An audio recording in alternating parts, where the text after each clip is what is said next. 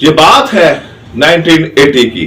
मोहम्मद रफी साहब बीमारी से लड़ रहे हैं, कमजोरी इंतहा की है और सांस लेने में उनको मसला हो रहा है, दुश्वारी हो रही है, वो सही तरह से चल नहीं पा रहे कमजोरी की वजह से, बिस्तर पर लेटे हुए हैं और सांस का उनका कभी उखड़ जाता है, कभी रवानी से चलना शुरू हो जाता है। लक्ष्मीकांत प्यारेलाल की एक फिल्म का एक गाना रहता था, आसपास फिल्म का नाम था, उसका एक गाना रहता था और रफी साहब बीमारी से जूझ रहे थे, बीमारी से लड़ रहे थे और कमजोरी इतनी थी कि वो खड़े भी नहीं हो पा रहे थे।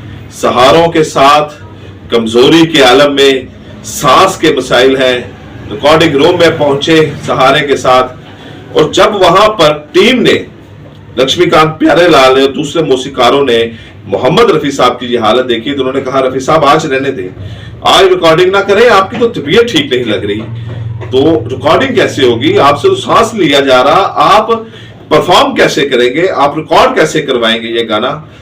तो मोहम्मद रफी साहब ने कहा, कल का क्या भरोसा हो ना हो, तो ये गाना ना रह जाए, लक्ष्मीकांत प्यारेलाल का नुकसान ना हो जाए, तो जिंदगी का तो कोई भरोसा नहीं, आज आवाज है तो आज कर लेते हैं।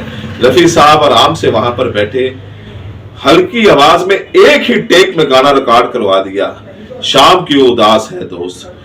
और यही कुछ हुआ कि चंद दिनों बाद मोहम्मद रफी साहब इस फानी दुनिया को छोड़कर चले गए। 31 जुलाई 1980, प्यारी आवाज, मुदर आवाज खामोश हो गई, मोहम्मद रफी साहब खामोश हो गए। लेकिन उनको यही था कि वक्त का, उनको माता था कि वक्त का कोई पता नहीं किस वक्त मालिक का बुलावा आ जाए, लेकिन जाते जाते मैं अपने अधूरे काम मुकम्मल कर दूं। लक्ष्मीकांत प्यारेलाल की जो फिल्म थी उसमें उस दौर के लाखों रुपए लगते थे, कहीं नुकसान ना हो जाए, मेरे ऊपर कोई उधार ना रह जाए, मेरे ऊपर कोई मसला ना आ जाए। तो रफी साहब ने बीमारी की हालत में जब उनसे सांस नहीं लिया जा रहा तो उन्होंने ना सिर्फ वहां पर रिकॉर्ड करवाया बल्कि एक सुपर हिट किस्म का गाना भी दिया। ये गाना आज भी लोग सुनते हैं और यही कुछ हुआ कि ये गाना उनकी जिंदगी का आखिरी गाना साबित हुआ।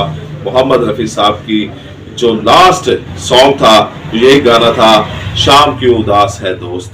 तो उसके बाद मोहम्मद रफी साहब बीमारी से लड़ते हुए इस दुनिया से रुखसत हो गए, लेकिन आज भी उनके करोड़ों चाहने वाले, लाखों चाहने वाले, देखिए फनकार आता है, फनकार चला जाता है, कई फनकार आए हैं, कई फनकार चले गए हैं, लेकिन करदार इंसान को हमेशा जिंदा रखता है। ये वो करदार ही था और इसकी ये डॉक्यूमेंटरी प्रूव है, ये उनकी किताबों में मौजूद है जो उनके ऊपर लिखी गई है। लक्ष्मीकांत प्यारेलाल जी ने इंटरव्यू में बताया है कि हम परेशान थे कि आखिरी गाना मोहम्मद रफी साहब की कंडीशन देख के कि रफी साहब ये गाना कैसे गाएंगे, कैसे ये इसको मैनेज कर पाएंगे, लेकिन मोहम्मद रफी साहब ने कमाल खूबसूरती के साथ गाया और गाते वक्त ये अंदाजा नहीं हो रहा था कि रफी साहब बीमार है।